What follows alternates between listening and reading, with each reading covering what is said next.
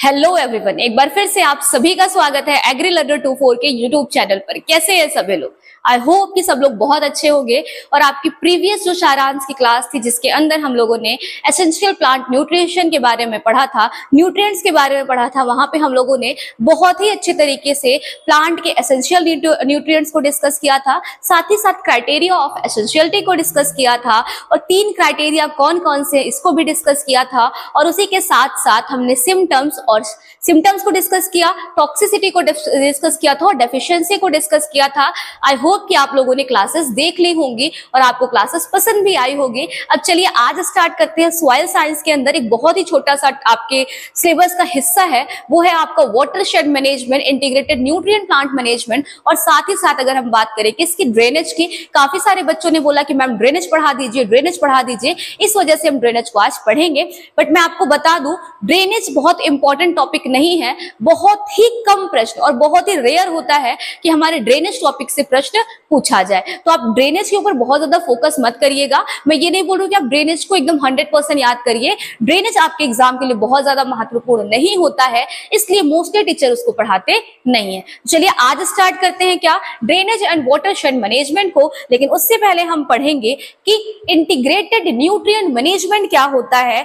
हम लोगों ने अपनी प्रीवियस क्लास में क्या पढ़ा कि न्यूट्रिएंट कौन कौन से जो प्लांट के लिए एसेंशियल होते हैं, वो 17 न्यूट्रिएंट्स कौन से हैं। साथ ही साथ उसमें आपके 4 बेनिफिशियल न्यूट्रिएंट भी थे और उन सभी को ऐड करके हमने क्या बोला कि आपका अगर हम एसेंशियल न्यूट्रिएंट और बेनिफिशियल न्यूट्रिएंट को ऐड कर दें तो हमारे पास क्या आ जाता है, कार्य करने वाले न्यूट्रिएंट आ जाते हैं, जिन्हें हम क्या बोलते हैं, फंक्शनल न्यूट्रिएंट बोलते हैं। अच्छा, अब मान लीजिए कि पौधों को, जो आपका पौधा है उसमें किस चीज की डेफिशिएंसी हो गई, न्यूट्रिएंट की डेफिशिएंसी है। वो न्यूट्रिएंट कौन सा हो गया, नाइट्रोजन हो गया, फास्फोरस हो गया और पोटाश हो गया।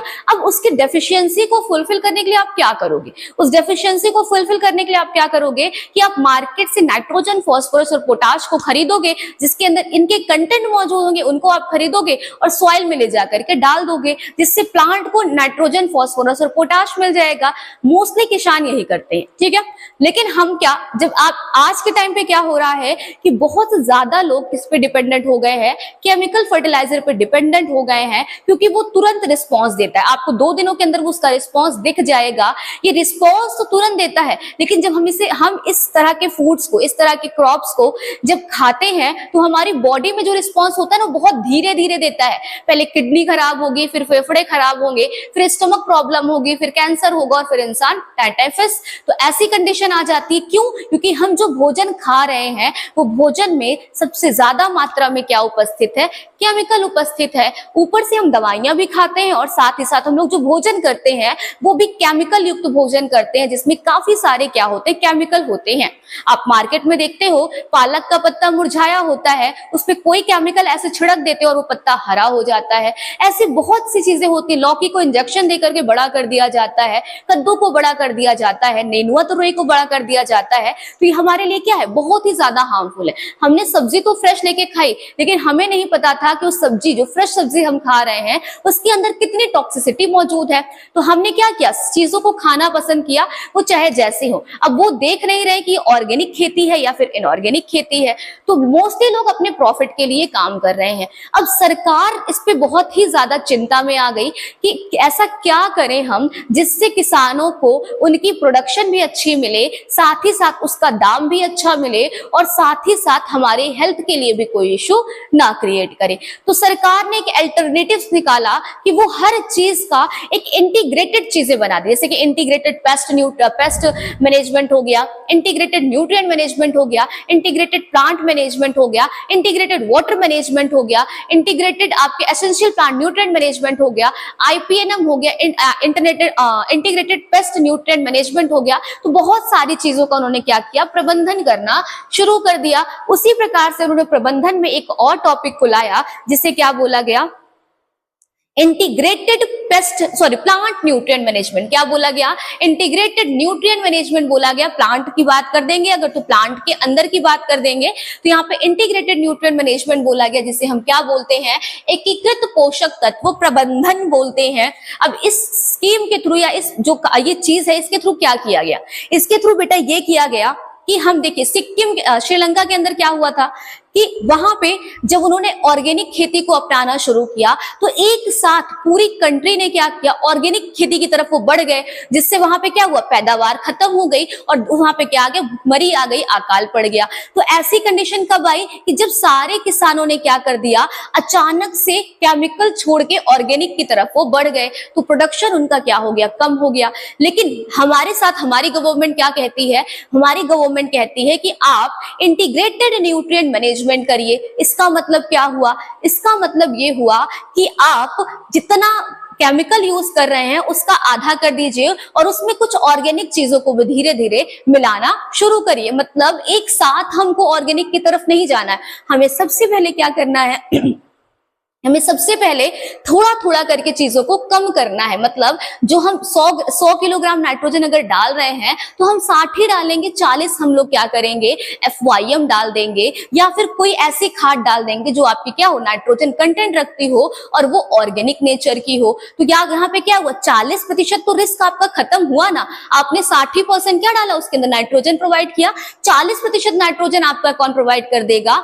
आपका ऑर्गेनिक प्रोवाइड कर देगा। तो धीरे धीरे करके ये क्या करेगा, केमिकल को रिप्लेस कर देगा और अपनी जगह बना लेगा। इसी तरह की स्कीम्स को क्या बोला गया, इंटीग्रेटेड न्यूट्रिएंट मैनेजमेंट बोला गया या इंटीग्रेटेड पेस्ट मैनेजमेंट बोल सकते हैं। जो आपका पेस्ट के लिए होगा वो पेस्ट मैनेजमेंट, जो वाटर के लिए होगा वाटर मैनेजमेंट हो जाएगा। तो इसी स्कीम को इन्होंने क्या बोला, इंटीग्रेटेड न्यूट्रिएंट मैनेजमेंट बोला, एकीकृत पोषक तत्व प्रबंधन बोला। अब इन्होंने क्या कहा, आइए यहां देखते हैं। इन्होंने कहा कि एकीकृत पोषक तत्वों की प्रबंधन की बात करें तो इसमें क्या होता है, जैविक संसाधन सामग्री, जैसे यहाँ पे हम क्या करते हैं, ऑर्गेनिक रिसोर्स को इंट्रोड्यूस कराते हैं। जैविक खाद, जैसे क्या, जैविक खाद, हरी खाद, जैव उर्वरक जैसे बायो फर्टिलाइजर बोलते हैं और अन्य जैविक अपघट सामग्री के साथ रासायनिक उर्वरकों का संयुक्त अनुप्रयोग है। मतलब क्या हुआ कि आप यहाँ पे ऑर्गेनिक मैन्योर्स, ऑर्गेनिक सब्सटेंस सब यूज करेंगे, बट साथ ही साथ केमिकल फर्टिलाइजर को भी यूज करेंगे ताकि हमारी क्रॉप जो हो वो खराब ना हो जाए, अचानक से उसका जो प्रोडक्शन अच्छा था वो डाउन ना हो जाए। तो इसलिए एकीकृत प्रबंधन का मतलब क्या हुआ कि आप जैविक खाद यूज करिए पर उसके साथ साथ रासायनिक उर्वरकों का भी संयुक्त प्रयोग करिए, इसको भी अच्छे से यूज करिए। तो ये क्या हो गया, आपका इंटीग्रेटेड न्यूट्रिएंट मैनेजमेंट हो गया। अब आते हैं, बात करते हैं इनके कार्यों की या फिर इन्हें और क्या क्या चीजें कही जा सकती हैं। एक मिनट थोड़ा सा वेट करिएगा, मैं इसको थोड़ा सा छोटा करना चाहूंगी बिकॉज आपका नीचे का कंटेंट कट रहा है। ओके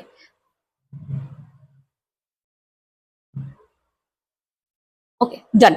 चलिए अब स्टार्ट करते हैं। क्या कह रहा है, टू मेंटेन सॉइल प्रोडक्टिविटी। अगर हमें मृदा की प्रोडक्टिविटी को बचाए रखना है तो हमें इंश्योर करना होगा कि हम कम से कम क्या यूज करें, केमिकल फर्टिलाइजर को यूज करें और हम कैसे बने, सस्टेनेबल एग्रीकल्चर की तरफ जाएं, टिकाऊ कृषि को सुनिश्चित करें। मतलब टिकाऊ कृषि क्या हो गई, एक इस प्रकार की कृषि जिसके अंदर फर्टिलाइजर का प्रयोग कम हो और वो काफी कम समय तक क्या हो, टिकाऊ हो। टिकाऊ कब होगी, जब आपकी सॉइल सुरक्षित रहेगी, उसके अंदर ज्यादा केमिकल नहीं होंगे, वो टिकाऊ हो जाएगी, तो उसे हम क्या बोल देंगे, सस्टेनेबल एग्रीकल्चर बोल देंगे। नेक्स्ट इन्होंने क्या कहा, इन्होंने कहा कि कृषि खाद और फसल अवशेष आदि का उपयोग करके खरीदी गई आदानों की लागत पर व्यय को कम करना। मतलब क्या हो गया कि आप जो चीज जाके मार्केट में परचेज कर रहे हैं हमारे किसान, जो उनको बहुत प्राइस में मिल रहा है, उसके एक्सपेंडिचर को कम करना। एक्सपेंडिचर कैसे कम होगा, आप मार्केट में जाते हैं किसान, वहां से क्या लेते हैं, स्प्रे लेते हैं, इंसेक्टिसाइड लेंगे, पेस्टिसाइड्स लेंगे और नाइट्रोजन लेंगे, फास्फोरस, पोटाश, जिंक, सल्फर, ये सब चीजें वो खरीद के लाते हैं, उनमें इनका पैसा लगता है। तो वो अगर इसके रिप्लेसमेंट की जगह जो नेचर ने उनको प्रोवाइड किया है, माइक्रो ऑर्गेनिजम्स, आपके बायो फर्टिलाइजर, जैव रासायनिक जो आपकी चीजें हैं वो, और जो आपके एनवायरमेंट के द्वारा आपको रसायन मिलते हैं वो सारे, अगर वो इन सब का प्रयोग करें तो इनका प्रयोग क्या हो जाएगा, कम हो जाएगा, जिससे किसान का जो एक्सपेंडिचर है, जो किसान पैसे लगा रहा है, वो पैसे क्या हो जाएंगे, कम हो जाएंगे और उसका खर्चा कंट्रोल हो जाएगा। नेक्स्ट क्या बोल रहा है, और वो इसकी जगह पे क्या यूज कर सकते हैं, फार्म रिसोर्सेस को यूज कर सकते हैं, जो उनके खेतों से अवशेष मिल रहे हैं उसको यूज कर सकते हैं, जो पशुधन से उनको अवशेष मिल रहे हैं, वेस्ट मटेरियल मिल रहा है उसको यूज कर सकते हैं, फसलों की जो अवशेष हैं उनको यूज कर सकते हैं, जो कि उनका एक्सपेंडिचर को क्या करेगा, बचाएगा। नेक्स्ट बात करेंगे किसकी, to utilise the potential benefits of green manure, leguminous crop and bio fertilisers. इसका मतलब क्या हुआ, इन्होंने कहा कि हम ग्रीन मैन्योर हरी खाद के बारे में जाने, अवेयर हो और उन हरी खाद को प्रयोग करें जिससे हमारी सॉइल क्या हो, जिससे हमारी सॉइल की उर्वरकता बनी रहे, फर्टिलिटी मेंटेन रहे और वो हमारे क्रॉप के लिए क्या हो, बहुत ही अच्छा माना जाए। तो इन्होंने क्या कहा, to utilise the potential benefits of green manure, leguminous crop and bio fertiliser. आप लेग्यूमिनस क्रॉप को लगाइए जिससे क्या होगा, नाइट्रोजन फिक्सेशन होगा, वो एटमॉस्फेरिक नाइट्रोजन को अपने नोड्यूल्स के अंदर फिक्स कर लेगी जिससे आपका 50% तक नाइट्रोजन का प्रयोग कम हो जाएगा। और इसके लिए और क्या करें, बायो फर्टिलाइजर, जैव उर्वरक का प्रयोग करिए। मैंने आपको बायो फर्टिलाइजर पढ़ाया हुआ है, याद करिए उसके अंदर किस तरह से हम उसको यूज कर रहे थे और किस तरह से हम कौन कौन से ऑर्गेनिज्म कैसे कैसे थे। तो मैं अब आपको यहाँ पे रिवाइज नहीं कराने वाली, रिवाइज करना है तो जाओ पिछले लेक्चर में बायो फर्टिलाइजर खोलो और अच्छे से पढ़ो। अब आते हैं to prevent degradation of the environment, जो हमारे वातावरण को नुकसान पहुंच रहा है, जो हमारे एनवायरमेंट को नुकसान पहुंच रहा है बहुत सारे केमिकल्स की वजह से, पेस्टिसाइड, इंसेक्टिसाइड्स, फर्टिलाइजर्स की वजह से, वो क्या हो जाएंगे, यहाँ पे कम हो जाएंगे, डिग्रेडेशन थोड़ा क्या होगा, कंट्रोल में आना हो जाएगा। नेक्स्ट इन्होंने क्या कहा कि to meet the social economic aspirants for the farmers without harming the natural resource based और एग्रीकल्चर प्रोडक्शन। सिंपल सी बात इन्होंने कही, कृषि उत्पादन को प्राकृतिक संसाधन आधार पर नुकसान पहुंचाए बिना किसानों की सामाजिक और आर्थिक आकांक्षाओं को पूरा करना इंटीग्रेटेड न्यूट्रिएंट मैनेजमेंट, एकीकृत पोषक तत्व प्रबंधन कहलाता है। इसका मतलब क्या हुआ, हम इस प्रकार से उनको खेती करना सिखाएं जिसमें उनकी आय बढ़ जाए, उनका व्यय कम हो जाए, वो सामाजिक और आर्थिक रूप से मजबूत भी रहें और एक स्वस्थ कृषि को करते रहें। ये क्या कहला रहा है, हमारा कौन कह रहा है ऐसा, हमारा इंटीग्रेटेड न्यूट्रिएंट मैनेजमेंट कह रहा है कि अगर हम चाहते हैं तो हम फार्मर्स के लिए ऐसा करेंगे जिससे क्या होगा, उनको एक अच्छा उत्पादन भी मिलेगा, उनकी सामाजिक और आर्थिक जो व्यवस्था है वो भी मेंटेन रहेगी, किसान भी खुश होगा और उस फसल को खाने वाला भी खुश होगा। तो ये किसका मकसद है, इंटीग्रेटेड न्यूट्रिएंट मैनेजमेंट का क्या है, ये एक मकसद है। नेक्स्ट कहते हैं क्या, component of INM and their use, most important topic for you कि कंपोनेंट्स कौन कौन से हैं आईएनएम के। तो बहुत अच्छे टॉपिक्स हैं ये, आपके ध्यान से देखिएगा। कह रहा है कि आईएनएम की अगर हम बात करें तो कितने प्रतिशत भागों में हम क्या क्या चीजों को रखते हैं, यही आपका आईएनएम का कंपोनेंट है। कह रहा है सबसे पहले बात करें सिंथेटिक फर्टिलाइजर की। सिंथेटिक फर्टिलाइजर का मतलब क्या हुआ बच्चा, सिंथेटिक फर्टिलाइजर का मतलब हुआ ऐसे फर्टिलाइजर जिनको ऐसे केमिकल फर्टिलाइजर जिनसे हमारी क्रॉप तुरंत रिस्पॉन्स करती है, उसे हम सिंथेटिक या केमिकल फर्टिलाइजर बोलते हैं। तो यहाँ पे क्या बोल रहा है, सबसे पहली बात अगर हम सिंथेटिक फर्टिलाइजर को सिंपल सा हम कितना रखेंगे, 50%। मतलब हम जो बदलाव करेंगे इंटीग्रेटेड पेस्ट मैनेजमेंट के अंदर वो सिर्फ 50% के अंदर करेंगे। 50% अभी भी हम क्या रखेंगे, केमिकल फर्टिलाइजर को रखेंगे ताकि हमारी प्रोडक्टिविटी मेंटेन रहे। ठीक, तो उसको हम क्या रखेंगे, 50% रखेंगे। 1 मिनट बेटा मैं पानी पी लूं।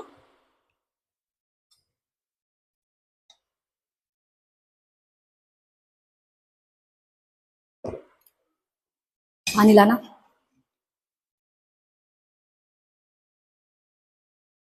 यहाँ पे क्या कह रहा है कि 50% क्या होगा आपका केमिकल फर्टिलाइजर होगा। अब दूसरा क्या कितने पार्ट में होगा, अगर हम बात करें ऑर्गेनिक मैन्योर की, जैविक खाद की, जैविक खाद की मात्रा कितनी होती है, 10% होती है। ग्रीन मैन्योर की मात्रा कितनी होती है, 10% होती है। बायो फर्टिलाइजर की मात्रा कितनी होती है, 10% होती है। Crop residues and organic waste की मात्रा कितनी होती है, 10% होती है।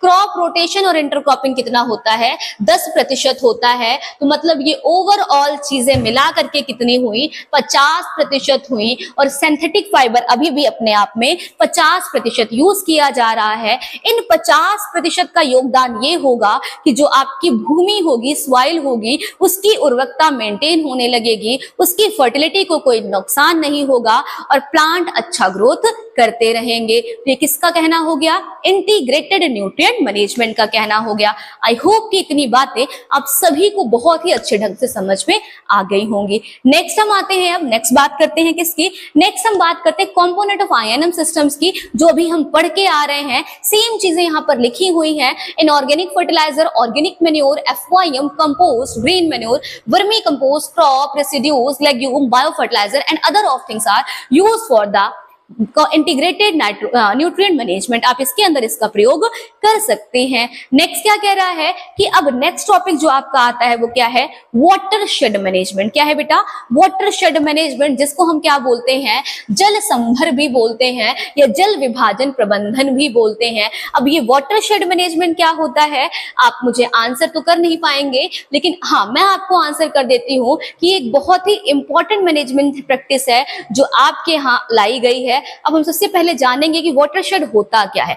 कह रहा है मिट्टी, पानी और वानस्पतिक तीन महत्वपूर्ण प्राकृतिक संसाधन है। ये क्या है, तीनों महत्वपूर्ण प्राकृतिक संसाधन है। ये क्या, ये तीनों आपके क्या है, प्राकृतिक संसाधन है, नेचुरल रिसोर्सेज हैं, क्योंकि ये संसाधन एक दूसरे पर निर्भर है। अगर हम निर्भरता की बात करें तो निर्भर क्या क्या है, यहाँ पे आपका जो आपका सॉइल है, वाटर और वेजिटेशन है। सॉइल के अंदर जब वाटर अच्छी मात्रा में होगा तो वेजिटेशन अच्छा देगा। तो ये तीनों क्या है, आपस में निर्भर है। इन तीनों के बिना ही हमारी क्रॉप का ग्रो होना संभव नहीं है। फिर क्या बोल रहा है, ये कह रहा है इसलिए प्रबंधन की एक इकाई की आवश्यकता होती है। जब इतनी सारी चीजें एक दूसरे पर डिपेंडेंट होंगी, हमें वहां पे एक इकाई की जरूरत होगी, फॉर वन यूनिट मैनेजमेंट की जरूरत होगी। कह रहा इन संसाधनों के सबसे प्रभावी और उपयोगी प्रबंधन के लिए वाटरशेड प्राकृतिक संसाधनों के प्रबंधन के लिए एक महत्वपूर्ण इकाई है। इन सभी चीजों को मेंटेन रखने के लिए जो वाटरशेड मैनेजमेंट है वो एक क्या है, महत्वपूर्ण इकाई है। तो अब यहाँ पे इन्होंने क्या कह दिया कि जो सॉइल, वाटर और वेजिटेशन है, इन तीनों चीजों को मेंटेन रखने के लिए हमने क्या बनाया, वाटरशेड मैनेजमेंट बनाया। अब वाटरशेड होता क्या है, आइए देखते हैं वाटरशेड क्या होता है। सबसे पहले मैं आपको डायग्राम के अंदर दिखाऊंगी कि what is the watershed, watershed होता क्या है। डायग्राम कहां गया, हाँ जी, ये आपका क्या है, ये वाटरशेड है। देखिए यहाँ पे क्या कह रहा है, अगर हम बात करें कि किसी नदी के किनारे बात करते हैं, हाँ आप कह सकते हो किसी नदी के अंडरग्राउंड वाटर की तरफ या उसके किनारे आप देखेंगे कि कहीं कहीं पे क्या होता है, कहीं कहीं पे आपको दिखेगा कि ऐसे छोटे छोटे,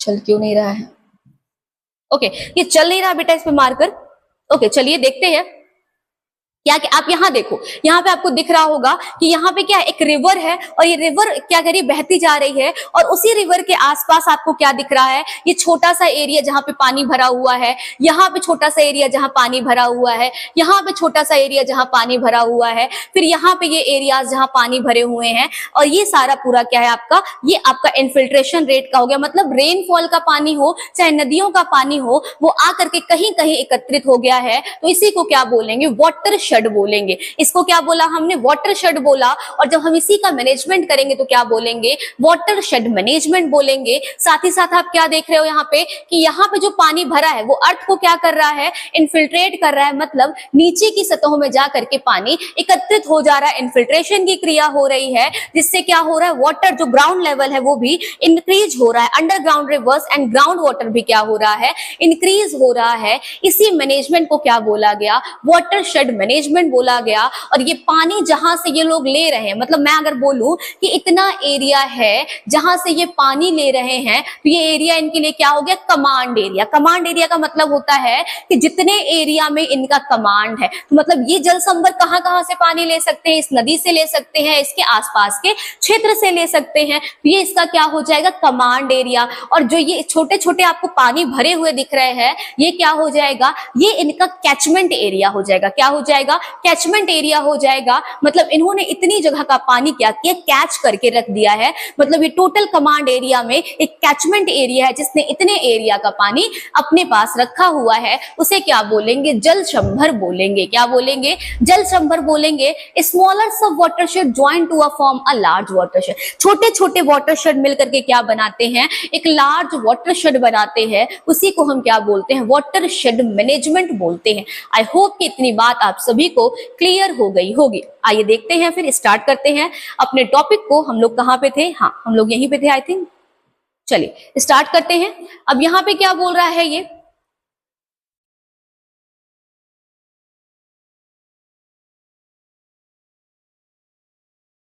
ओके चलिए, यहाँ पे क्या बोल रहा है कि वाटरशेड को अगर हम डिफाइन करना चाहेंगे तो हम बोलेंगे एक स्पेशल एरिया। कैसा? एक स्पेशल एरिया जहां पे क्या हो रहा है, रन ऑफ का पानी, प्रेसिपिटेशन का पानी, रेनफॉल का पानी, ड्रेनेज का पानी आकर के एकत्रित हो रहा है, वो क्या कहलाएगा? वाटरशेड कहलाएगा। अगर मैं ऐसा बोल दूं कि मान लीजिए ये आपका खेत है, ये आपका खेत है, ये आपका खेत है, ये आपका खेत है, यहाँ आपका खेत, यहाँ पे आपका खेत और यहाँ पे आपका खेत, ठीक। और ये बीच में एक ऐसा एरिया है जहां से इस खेत का पानी भी आ रहा है, इस खेत का पानी भी, इस खेत का पानी भी, इस खेत का पानी भी, इस खेत का पानी भी और इस खेत का पानी भी। ये सारे जो यहाँ से ड्रेनेज जल निकासी के द्वारा पानी बाहर निकल रहा है, वो सब कहाँ आ रहा है? इस एरिया के अंदर आ रहा है।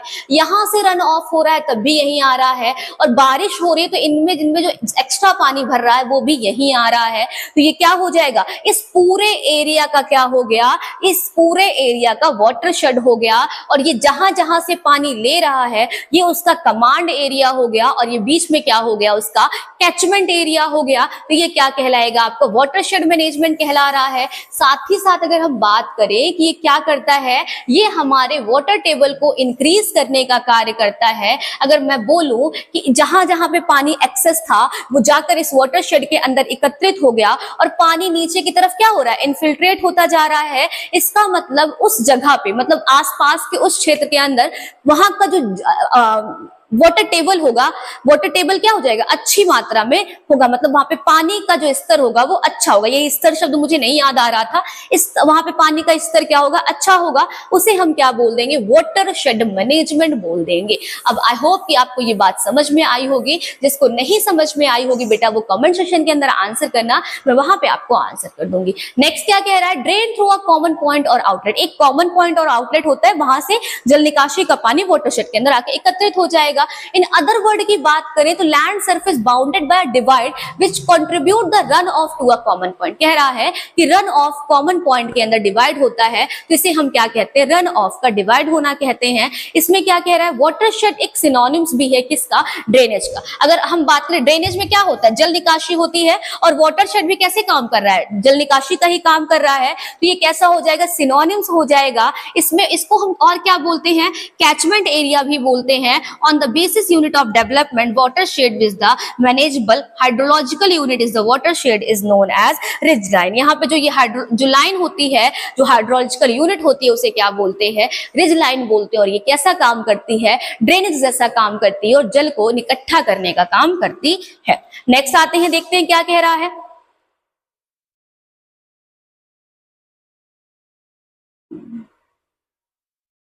नेक्स्ट क्या कह रहा है? कह रहा है कि चूंकि कृषि विकास की पूरी प्रक्रिया अलग अलग जल वैज्ञानिक सीमाओं के साथ जल संसाधन, जल संभरों की स्थिति पर निर्भर करती है। मतलब जहां पे जैसा वेजिटेशन होगा, जहां पे जैसा क्लाइमेट होगा, वहां पे उसी मात्रा में जल संभर आपको दिखाई देंगे। और क्या कह रहा है? कह रहा शुष्क भूमि में वाटरशेड प्रबंधन कार्यक्रम का उद्देश्य कृषि में भूमि, पानी और वनस्पति के एकत्रित उपयोग को अनुकूलित करना है। मतलब जहां पे शुष्क क्षेत्र है, शुष्क क्षेत्र का मतलब क्या हो गया?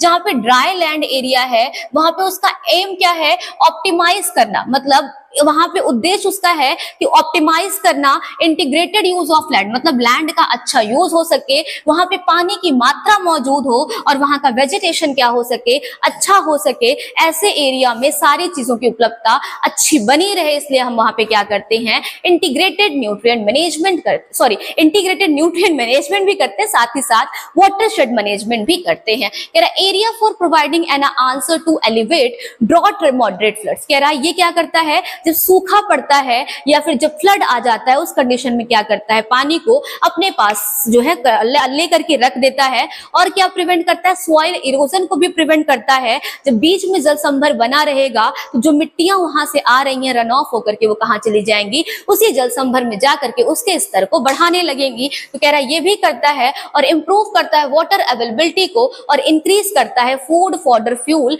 And fibre on a sustain basis. जब सारी चीजें अच्छी होंगी, जल की व्यवस्था होगी, तो फूड, फॉडर, फाइबर, इन सभी को वो क्या कर देगा? अच्छा कर देगा। तो ये किसकी बात हो गई? वाटरशेड मैनेजमेंट की। अब बहुत छोटा सा टॉपिक है यहाँ पे आपका कि इसका ऑब्जेक्टिव क्या है। इसका उपयोग, इसको हम क्यों ऐसा बोल रहे हैं, क्या क्यों ऐसा प्रयोग कर रहे हैं, इसका ऑब्जेक्टिव क्या है, बहुत जल्दी से पढ़ेंगे। The different objective of watershed management programme are, सबसे पहला क्या है, to control damaging run off and degradation and thereby conservation of soil and water. इसका मतलब क्या हुआ कि ये कंट्रोल करता है किसे, वाटर के मैनेजमेंट को, मतलब वाटर के मैनेजमेंट को करता है, और साथ ही साथ जो डैमेज होता है, जो नुकसान होता है किसके द्वारा, रन ऑफ के द्वारा, मतलब जल के द्वारा, जो जल क्या होता है, रन ऑफ होकर के चला जाता है और अपने साथ सतह की मिट्टी लेके जाता है, उसको कंट्रोल करता है, और डिग्रेडेशन को कंट्रोल करता है, मतलब इरोजन को कंट्रोल करता है, कंजर्वेशन करता है किसका, सॉइल का और वाटर का। आप कह सकते हो कि वाटरशेड मैनेजमेंट एक प्रकार का सॉइल कंजर्वेशन भी करता है। नेक्स्ट क्या कह रहा है, to maintain manage the utilise the run off water for help और यूजफुल पर्पस। जैसे कि मैंने बताया, इस प्लॉट का पानी यहाँ आके एकत्रित हो रहा है, तो जो रन ऑफ करके पानी जा रहा है वो यहीं जाके एकत्रित हो रहा है। इस प्रकार ये इसे क्या कर रहा है, यूटिलाइज करने का भी काम कर रहा है, और कंजर्व और इंप्रूव करता है किसे, लैंड को और वहां के वाटर लेवल को, जो कि हमारे सस्टेनेबल प्रोडक्शन के लिए काफी अच्छा होता है। तो ये किसकी बात हो गई, ऑब्जेक्टिव ऑफ वाटरशेड की बात हो गई। नेक्स्ट हम देखेंगे और क्या कह रहे हैं महाशय, कह रहे हैं ये और कह रहे हैं कि to protect and enhance the water resource originating in the watershed. कह रहा है कि जल ग्रहण क्षेत्र में उत्पन्न होने वाले जल संसाधन की सुरक्षा और संवर्धन करने का कार्य भी कौन करता है, वाटरशेड करता है। इसका मतलब क्या हुआ कि ये इनहेंस कर देते हैं वाटर रिसोर्स को, मतलब वाटर टेबल को धीरे धीरे बढ़ा देते हैं, जो कि हमारे प्लॉट के लिए, हमारे फील्ड के लिए, हम जहां रह रहे हैं वहां के खेतों के लिए अच्छा माना जाता है। सॉइल इरोजन को कंट्रोल करते हैं, या फिर कह सकते हैं रिड्यूस करने का कार्य करते हैं, क्योंकि वहां पे हमेशा मृदा में नमी होती है, तो नमी के कारण सॉइल उड़ करके लॉस नहीं हो पाती, और रन ऑफ से जो सॉइल लॉस हो रही है वो आकर के वहां एकत्रित हो जाती है। Sediment yield on the watershed के अंदर कह रहा है कि जो सेडिमेंट्स होते हैं वो उड़ते नहीं है, वो रुके रहते हैं, तो वाटरशेड जो है मैनेजमेंट आपके इरोजन को कम करने का भी कार्य करता है। फिर कह रहे to rehabilitate the deteriorating lands. ये क्या करते हैं, जैसे मैं आपको बोलूं कि देखिए यहाँ पे इतनी जमीन खाली पड़ी है और इसको लोग कह रहे हैं कि भूमि बंजर हो गई, या फिर ये भूमि वेस्टलैंड है, ठीक है छोड़ो, अब यहाँ पे कोई खेत था, यहाँ पे कोई खेत था, यहाँ पे कोई खेत था, यहाँ पे और यहाँ पे कोई खेत था। अब मैंने कहा कि चारों तरफ तो खेत है, लेकिन ये बीच की भूमि क्या हो गई, बंजर हो गई है, वेस्ट हो गई है। तो हमने कहा चलो एक उपाय लगाते हैं। वो उपाय क्या लगाते हैं, इसको थोड़ा गहरा कर दो, यहीं पे हम वाटर शेड बना देते हैं। क्या बना देते हैं, वाटर शेड बना देते हैं, और जहां जहां का जो बेकार पानी होगा वो आकर के यहाँ पे एकत्रित हो जाएगा। जब कभी वर्षा नहीं होगी या हमारे पास इरिगेशन का साधन नहीं होगा, तो हम इसी जल संभर से पानी लेकर के अपने खेतों में सिंचाई कर देंगे। इसमें हमने क्या गलत बोल दिया भाई, हमने तो इसमें सारी चीजें सही बोली, गलती तो हमारी कुछ थी ही नहीं, एकदम अच्छी बात बोली हमने कि यहाँ पे क्या हो जाएगा, जल संभर की व्यवस्था हो जाएगी, हमारे पास पानी भी अच्छी मात्रा में उपस्थित हो जाएगा। तो ये किसकी बात हो गई, हमारे वाटरशेड की बात हो गई। तो हम ऐसा कुछ कर सकते हैं ना, तो इससे क्या हो जाएगा, अब धीरे धीरे आप देखोगे कि यहाँ पे यहाँ की जो अपर, जैसे शीट इरोजन कहते हो ना आप, शीट इरोजन कैसे होता है, जब पानी के साथ पतली शीट मिल करके उस खेत को छोड़ देती है तभी शीट इरोजन होता है। तो हो सकता है यहाँ से जो फर्टाइल सॉइल आ रही, यहाँ से जो फर्टाइल सॉइल आ रही, यहाँ से वो आकर के इसके अंदर इकट्ठा होते होते होते होते इसे काफी अच्छा बना दे। तो ये क्या कहलाएगा, आपका वाटरशेड मैनेजमेंट कहलाएगा। क्या कहलाएगा, वाटरशेड मैनेजमेंट कहलाएगा, जो कि इंक्रीज क्या करता है, infiltration rate of rain water. ये क्या करेगा, इनफिल्ट्रेशन रेट को बढ़ा देगा, किसके, वाटर की। बात समझ में आई यहाँ तक, आई होप कि आपको ये पॉइंट समझ में आया होगा। नेक्स्ट क्या कह रहा है, और क्या करता है, इंप्रूव करता है, enhance the production of timbers. अगर आप इस जगह पे टिम्बर्स लगाना चाहते हैं तो वो उनको भी क्या करेगा, एनहेंस करेगा, फॉडर और वाइल्ड लाइफ रिसोर्स को भी क्या करेगा, बढ़ा देगा। साथ ही साथ क्या कह रहा है, to enhance the ground water recharge and where available one ever applicable. ये क्या करता है, ग्राउंड वाटर को रिचार्ज करने का कार्य करता है, मतलब वाटरशेड को बढ़ाता है, वाटर लेवल को बढ़ाता है, जिससे क्या होता है, हमारे फील्ड के लिए अच्छा माना जाता है। अब बहुत इंपॉर्टेंट, जहां से आपके एग्जाम में प्रश्न पूछा जाता है। अब तक तो हमने जो पढ़ा वो सब समझ लीजिए थ्योरी पोर्शन था, अब हम वो पढ़ेंगे जहां से परीक्षा के अंदर प्रश्न पूछे जाते हैं। ठीक, आइए ध्यान से देखते हैं। प्रश्न आपका कहां से पूछा जाता है कि माइक्रो वाटर शेड को कितने पार्ट्स में डिवाइड किया गया। तो यहाँ पे क्या कह रहा है, सबसे पहले क्या आता है, मैक्रो वाटर। अच्छा, हम नीचे से पढ़ते हैं, ठीक है, हम हमेशा इसको नीचे से पढ़ते हैं, आज भी नीचे से पढ़ेंगे। सबसे पहले क्या आता है, ओहो भाई भागो नहीं, ऐसा क्यों करते हो, बेइज्जती करा देते हो तुम कभी कभी। चलो, मिनी वाटरशेड क्या होता है? मिनी वाटरशेड को क्या बोलते हैं? ऐसा वाटरशेड जिसका एरिया 1 से लेके 100 हेक्टेयर का होता है, मतलब इतने एरिया का पानी वो क्या करता है, कंजर्व कर लेता है, अपने पास रखता है, उसे क्या बोल देते हैं? मिनी वाटरशेड बोल देते हैं। साथ ही साथ कह रहे हैं माइक्रो वाटरशेड क्या होता है? जिसके पास 100 से लेकर के 1000 हेक्टेयर का एरिया होता है, उसे माइक्रो वाटरशेड बोलते हैं। मिली वाटरशेड किसे बोलेंगे? जिसके अंदर 1000 से 10,000 हेक्टेयर का एरिया होगा, उसे हम मिली वाटरशेड बोलेंगे। सब वाटरशेड किसे बोलेंगे? जिसके पास 10,000 से 50,000 हेक्टेयर की जगह होगी, उसे सब वाटरशेड बोलेंगे। साथ ही साथ मैक्रो वाटरशेड किसे बोलेंगे? जिसके पास 50,000 से ज्यादा हेक्टेयर की जगह होगी, उसे मैक्रो वाटरशेड बोलेंगे। अब मेरी बात मानना, बहुत ही अच्छे से मानना बेटा, और इसको समझ लेना। अगर टीए में एक अलग टॉपिक लिख करके दिया गया वाटरशेड मैनेजमेंट, तो एक प्रश्न आपका सिर्फ यही से पूछा जाएगा। लगा लो मुझसे शर्त, पक्का एक प्रश्न यहां से पूछा जाएगा। वो भले ही ये पूछ ले कि मिली वाटरशेड का एरिया कितना होता है, या फिर आपसे मैच इट करवा ले। क्या करवा ले? मैच इट करवा ले, मैच द फॉलोइंग करवा ले, या इसको सीक्वेंस में अरेंज करवा दे, सीक्वेंस में अरेंज करवा दे। लेकिन एक प्रश्न तो डेफिनेटली आपके इस टॉपिक से आने वाला है, बिकॉज उन्होंने एक बहुत से छोटे टॉपिक को वहां पे मेंशन किया है, वाटरशेड मैनेजमेंट। तो आप इसको अच्छे से याद करके जाएंगे। इतनी बातें क्लियर हो गई। अब बात करते हैं शेप की। देखो, जो आपका वाटरशेड होता है, इसका कोई शेप निश्चित नहीं है, इसका कोई शेप निश्चित नहीं है बेटा। तो आप कह सकते हो कि इसका शेप निश्चित नहीं है, तो ये स्क्वायर भी हो सकता है, ट्रायंगुलर भी हो सकता है, रेक्टेंगुलर भी हो सकता है, ओवल भी हो सकता है, फॉर्नलीफी भी हो सकता है, शेप्ड भी हो सकता है, पॉलीगन शेप का भी हो सकता है, शेप्ड हो सकता है, या सेक्टर शेप्ड का भी हो सकता है। तो इसमें शेप का कोई भी बाउंडेशन नहीं है। इतनी बातें क्लियर हो गई। अब ये रहा आपका वाटरशेड, और इसके बाद आपका जो टॉपिक है वो ड्रेनेज है। तो आज के लिए हम इतना ही पढ़ेंगे। ड्रेनेज आपको नेक्स्ट लेक्चर में प्रोवाइड कर दिया जाएगा। सॉइल साइंस का जो भी टॉपिक आपका बचा है वो आपको रिकॉर्डेड फॉर्म में दे दिया जा रहा है। आप एंजॉय करिए और बहुत ही अच्छे से वीडियो रोक रोक कर पढ़िए। एक एक बात को मेरे ध्यान से सुनिएगा, उसके बाद उसे कॉपी में नोट डाउन करिएगा। एक बात याद रखिए, पीडीएफ में अब आपको प्रोवाइड नहीं करा रही हूं, बिकॉज उसका कई सारा रीजन है। स्टार्टिंग में पीडीएफ टेलीग्राम के अंदर देती थी, लेकिन मैंने देखा कि कुछ लोग उसका मिसयूज कर रहे हैं। मिसयूज, मुझे न्यूज मिली, मेरे पास नोटिफिकेशन ऐसा, मुझे एक मैसेज मिला जिसमें पता चला कि हमारे नोट्स को अब इधर उधर किया जा रहा है। तो इसलिए हमने पीडीएफ देना बंद कर दिया है। आपको पीडीएफ, देखिए, पढ़ने वाले बच्चे को पीडीएफ नहीं चाहिए होती, क्योंकि पीडीएफ और स्क्रीनशॉट से कभी कोई नहीं पढ़ा है। हमारे पास भी बहुत पीडीएफ और बहुत स्क्रीनशॉट्स हैं, बट आज तक मैंने एक बार भी उन पीडीएफ को या स्क्रीनशॉट को नहीं देखा है। तो आप भी नहीं देखोगे, इसलिए लेक्चर के साथ साथ नोट बनाओ, उसी की जगह पे लिखते रहो। लाइफ में अगर आप शॉर्टकट अपनाओगे ना, तो भगवान भी शॉर्टकट अपना देंगे। इसलिए जितनी मेहनत हम करते हैं, उतनी मेहनत आपको भी करने की आवश्यकता है। तो आप हमारे साथ मेहनत करेंगे तो अब हम आपके साथ मेहनत कर पाएंगे और आपको किसी अच्छी जगह पहुंचा पाएंगे। तो ठीक है, आज का लेक्चर इतना ही। वाटरशेड और इंटीग्रेटेड न्यूट्रिएंट मैनेजमेंट का टॉपिक खत्म होता है।